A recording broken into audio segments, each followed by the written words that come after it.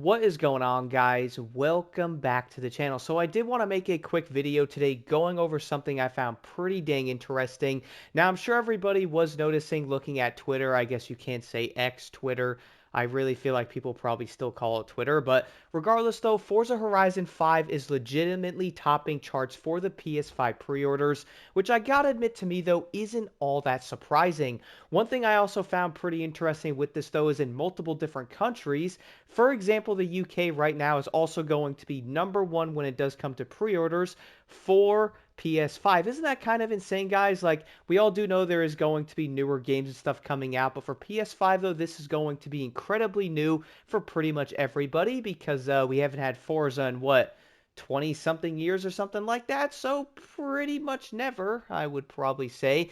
We're also then going to see Canada's #1, France, Germany, and Italy, and Mexico, and the final one's also going to be Brazil. Those are all #1 on top of the charts for PS5 pre-orders. Isn't that kind of insane, man? Like, I gotta admit again, this isn't all that surprising to me, though, because so many people have been wanting to play Forza. On PlayStation, there's not going to be a ton of stuff you can actually play when it comes to like a racing game, especially on an open world scale like this one with this amount of vehicles, that card list, the amount of things you can do. It's also going to be introducing some other things like crossplay. So I would say a lot of players are probably insanely excited to finally play it. And I do feel like on this game and stuff, I would also recommend, similar to what other people are saying, don't buy the deluxe one, neither get the regular or the premium, but I gotta say for the premium edition, it really does look like a pretty dang good deal overall, especially with the prices of stuff that you are getting with that. Like $100, you get both DLCs, you get the VIP thing.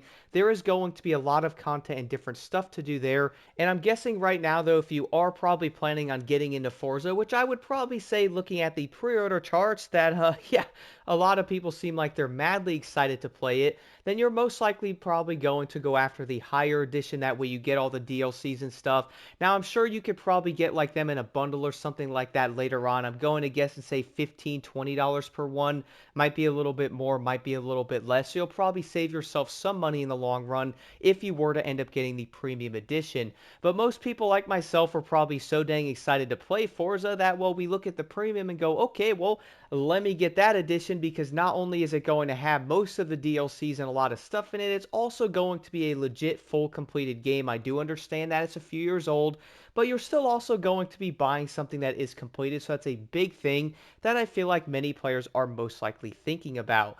And one thing I was also thinking about a bit with this is I do feel like a lot of players probably looking at this and most likely going over X and seeing how popular Forza and stuff is, they are most likely not going to be very surprised either that this game is legit going to be topping charts in different countries and stuff. And I have a feeling it's still going to go up in pre-orders and also people buying it as we're probably going to be getting closer to the release date, which is over around, I guess you could say, it's almost 2 months away around that, but it's like a month and maybe 3 or so weeks, something like that, when the game comes out.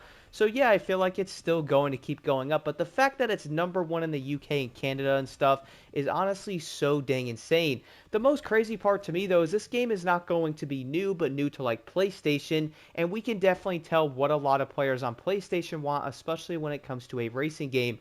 Again, guys, at the moment, the biggest thing we have on PlayStation right now is probably Motorfest. That is like the #1, I guess you could say, open world racing game. I'm not including Gran Turismo because that's going to be like track focused. Still going to be a wonderful game. I love it. But we can all definitely say that's going to be different than Forza and also Motorfest and stuff. But I would say a lot of players probably playing Motorfest probably want to try Forza and all that, which I can't really blame them. I'm also going to be one of those people included because I can't wait to see what this game offers. And that's one thing I also gotta admit as well, by the way, guys. Like, we all do understand that no matter what is going to happen here, people are going to hate on Forza, people will hate on TCM and stuff.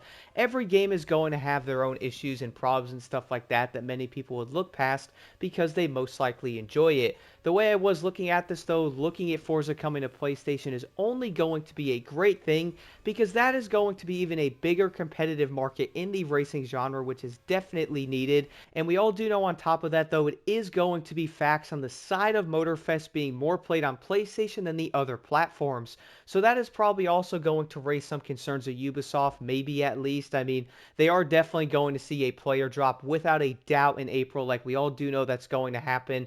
Hopefully, they're probably going to get some better updates out, but this is also also why I like the competition part of it, because that is probably going to make Motorfest maybe get better updates, wake up a bit quicker on stuff, hopefully coming in the near future, not too insanely later, because we all do know right now, guys, that again, there wasn't really that much competition with Motorfest. I mean, at least on PlayStation, what other game can you play like this that's going to be on PlayStation? Like, let's be honest here, open world like that, like again, I know we have Gran Turismo, but that's not like Motorfest is. Besides that, though, one of the only other games I can think of that's open world is probably maybe Test Drive, which I do know people aren't really playing that game. Then we're also going to have Grand Theft Auto, which kind of is hilarious because it's not really a racing game, but somehow is a racing game because it's more racing than racing games are, if you know what I mean. But now we're actually going to have one of the biggest racing games ever. I guess you could say the biggest racing game ever is now coming to PlayStation as well. So yeah, the competitiveness is there, and they definitely probably do have to be aware of that stuff on what that game's going to offer compared to something like Motorfest. I mean, again, we are going to have a huge car list that Motorfest will most likely never get a majority of those vehicles. Now, I do understand I have been seeing a lot of arguments and people are saying Forza's terrible and stuff, the car models and all that, guys, and well, you could probably argue that for a lot of games. Like some of the car models in TCM are off, the interiors are kind of off, which I do know people are arguing that about Forza and stuff like that. Like again, every single game has their issues and their problems, but we still have to enjoy them. And yeah, even though like people are going to be looking for issues and stuff like that, hating on it any way they get, because I was noticing if you're probably going to say something positive about Forza compared to TCM, well, you are probably going to get attacked somewhere, which I'm not all that surprised about. But I do feel like a lot of the cars people are looking for in Motorfest are already in Forza. And on top of that, you could probably go squat up with some of your friends and your homies and all that.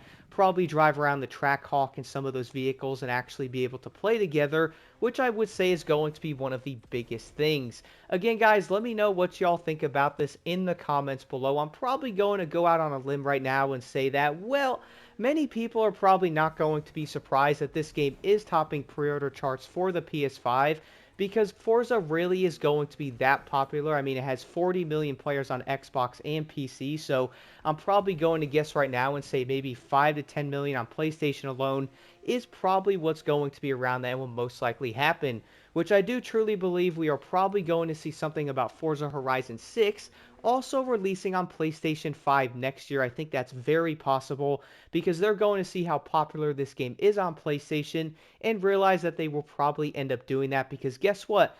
That is going to be even more sales, even more players, and on top of it, even more competition for other racing games. They'll have to step it up. Even on both sides, though, like both games can step it up, see what one game does better than the other. And I feel like that's going to be a great domino effect on every single side of it. Again, let me know what y'all think about this in the comments below. And we're going to be around a month and a half away from Forza. I honestly can't wait to jump in and build some crazy cars and really experience it.